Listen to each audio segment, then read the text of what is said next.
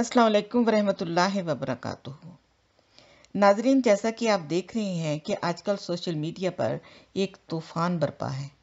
ہر شخص دین کا ٹھیکیدار بن کر قادیانی کارڈ کا استعمال بھرپور کر رہا ہے۔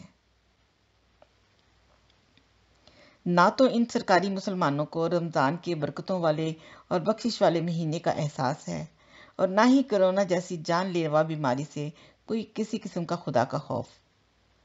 سیاستدان ہو، ٹی وی اینکرز ہوں، صحافی یا عام شہری، ہر شخص اس دوڑ میں سبقت لینے کی کوشش میں مصروف ہے۔ یوں محسوس ہوتا ہے جیسے ان سرکاری مسلمانوں نے اللہ تعالیٰ کو اپنے اعمال کا حساب نہیں دینا، بلکہ احمدیوں کے اعمال کا حساب دینا ہے۔ یاد رکھیں، احمدیوں کے اعمال کا حساب تو تم لوگوں نے نہیں دینا، مگر احمدیوں کے ساتھ جو کچھ کر رہے ہو اس کا حساب ضرور دینا پڑے گا۔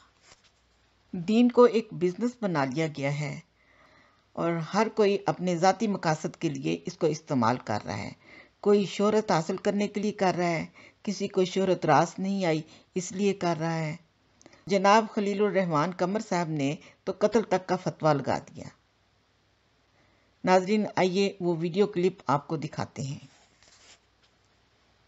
ایک بات کہ وہ احمدیز کی کہ ان کو بھی آپ لے کے آئے فولڈ میں، اور ان کو بھی they should be part of the fold, and all وہ مان لیں کہ ہم کافر ہیں تو ہم ان کو منورٹی کے طور پہ لے کے آئیں گے، مجھے کوئی اعتراض نہیں ہے۔ لیکن اگر آپ مسلمان بن کے ختم نبوت کو چیلنج کریں گے تو sir you are not allowed, پھر تو آپ واجب القتل ہو۔